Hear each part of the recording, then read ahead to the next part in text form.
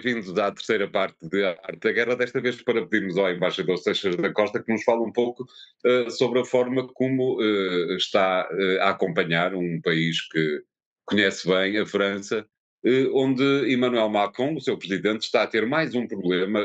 Parece-me que este seu segundo mandato está cheio de problemas, desta vez porque os franceses querem ir para casa mais cedo, por exemplo, que em relação aos portugueses, querem ir para casa mais cedo, deixando o trabalho e tendo ainda um belo período de tempo para se divertirem. Como é que está a ver tudo o que se passa neste momento em França, embaixador?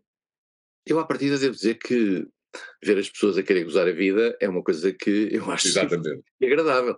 Resta saber é se a sustentabilidade da segurança social francesa pode incorporar isto. Nós sabemos que esta questão da idade da reforma é uma questão antiga em França, e os próprios o próprio Partido Socialista, num certo momento, foi culpado em relação a isso, no sentido de dar uma maior facilidade e fazer regressar a idade da reforma a idades mais cedo, e neste momento há uma rejeição profunda por parte dos franceses relativamente a isso.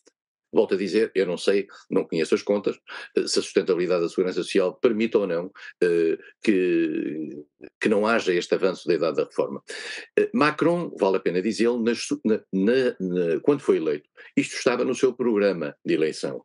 Os Exato. franceses, ao votarem Macron, e muitos franceses nós sabemos votaram Macron para não votar Marine Le Pen, os franceses sabiam que estavam a votar nisto, na esperança que não tivessem de garantir isto na prática. Convém dizer também que esta lei é uma lei para vigorar depois de 2030. Quer dizer, portanto, estamos a falar daqui a 7 anos. Mas mesmo assim os franceses não querem ficar ligados a isso, a essa determinação.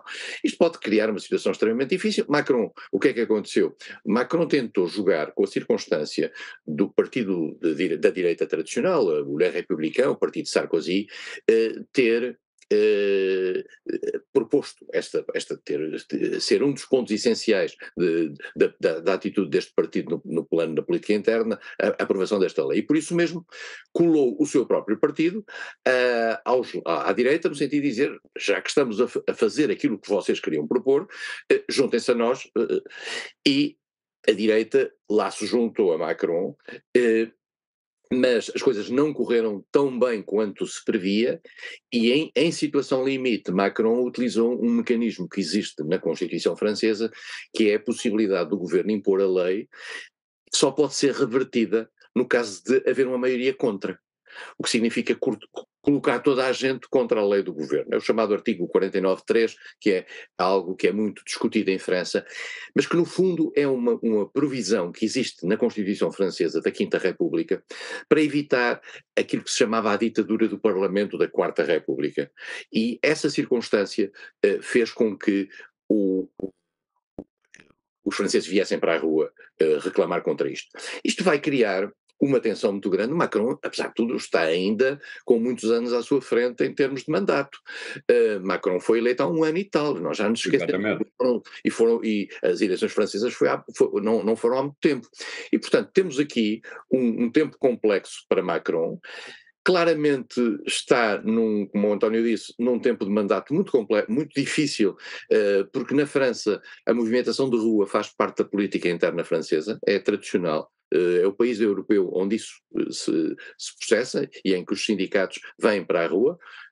Curiosamente estava-se à espera que esta reforma, digamos, tivesse uma reação sindical mais serena, porque já não era a CGT quem estava a chefiar esta negociação, era mais a CFDT, que é uma central sindical menos radical e menos ligada a partidos mais à esquerda, ou mais de extrema esquerda, mas de repente há uma coligação praticamente entre toda a gente que era contra a reforma, coligação que tem, vale a pena dizê-lo, partidos da extrema-direita, como o Rassemblement National de Marine Le Pen, mas também tem o La France Insoumise de Jean-Luc Mélenchon, que é a extrema-esquerda, num tempo em que não há esquerda moderada em França, vale a pena dizer. Exato. a esquerda moderada em França praticamente desapareceu. O Partido Socialista não tem a mais pequena relevância hoje em dia, foi uma espécie de um suicídio depois de ter a presidência da França e uma maioria absoluta no Parlamento, como acontecia com François Hollande. Hollande. E, portanto, estamos aqui num tempo em que são os extremos que gerem a política francesa. Isto levanta, aliás, um problema a prazo que tem a ver com quem vai substituir Macron. Macron não pode ser reeleito. Há um candidato no seu partido, Edouard Philippe, que foi o seu primeiro primeiro-ministro, que tem vindo a criar um espaço de aproximação lenta como sucessor possível de Macron. Há um outro candidato que é François Bayrou, do MoDem, do Movimento dos Democratas, que também surge mais uma vez, é uma velha figura da política francesa, que surge mais uma vez, talvez na sua última tentativa de ser presidente da França, e do outro lado há Marine Le Pen. E há, naturalmente, à esquerda, Jean-Luc Mélenchon, que é o candidato que teve, nas duas últimas eleições, resultados muito próximos do acesso ao poder.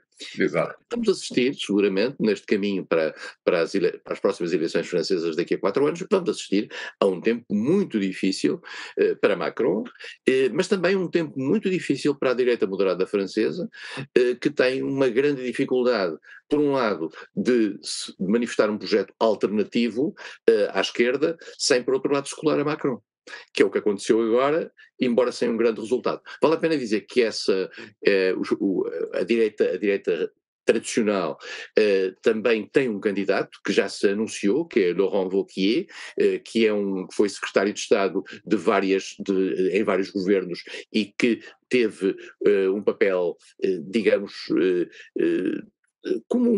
é um líder interessante para a direita, uma figura mais jovem e que, no fundo, rompeu com a velha tradição da direita francesa, das velhas figuras da direita francesa, de Nicolas Sarkozy, e tudo aquilo que andava ali à volta, de Xavier Bertrand, Valérie Pécresse, etc.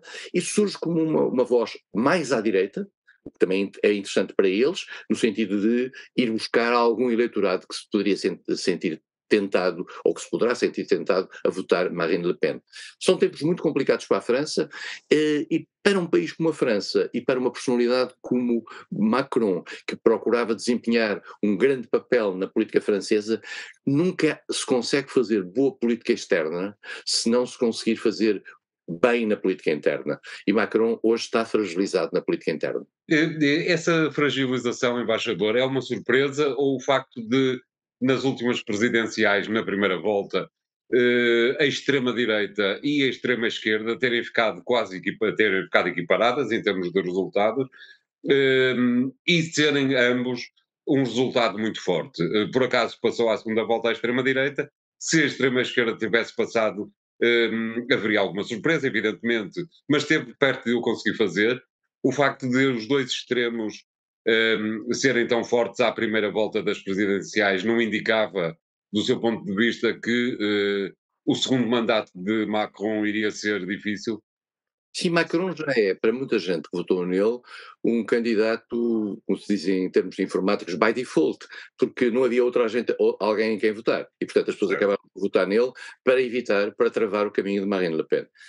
Poder-se-á mesmo dizer que nas últimas duas eleições francesas isso foi o que já sucedeu, mesmo em relação Exatamente. ao Hollande, pode-se dizer. Mas no caso de Mélenchon, como era, digamos, mais radical, naturalmente que Macron cobria um espectro entre a direita e uma esquerda democrática. Há muita gente do Partido Socialista que acabou por votar Macron. Há muita gente da direita que acabou por votar Macron. E Macron ganha desses dois espaços. Só que esgotou a sua carta. E o Macron é um fenómeno unipessoal, porque na realidade Macron consegue converter um espaço que mistura direita e esquerda, mas este equívoco não pode prolongar-se, e em particular normalmente só se prolonga com a mesma pessoa a titular. Quando vem outro a tentar cobrir esse mesmo espaço, vai ser muito difícil. E, portanto, Principalmente em França, suponho. particularmente em França, e eu vou dizer uma coisa que espero estar completamente enganado, mas a probabilidade de Marine Le Pen ser a próxima Presidente da República Francesa não pode ser descartada. Claro. Cá estaremos para observar o que vai passar-se nessa altura. Obrigado, embaixador.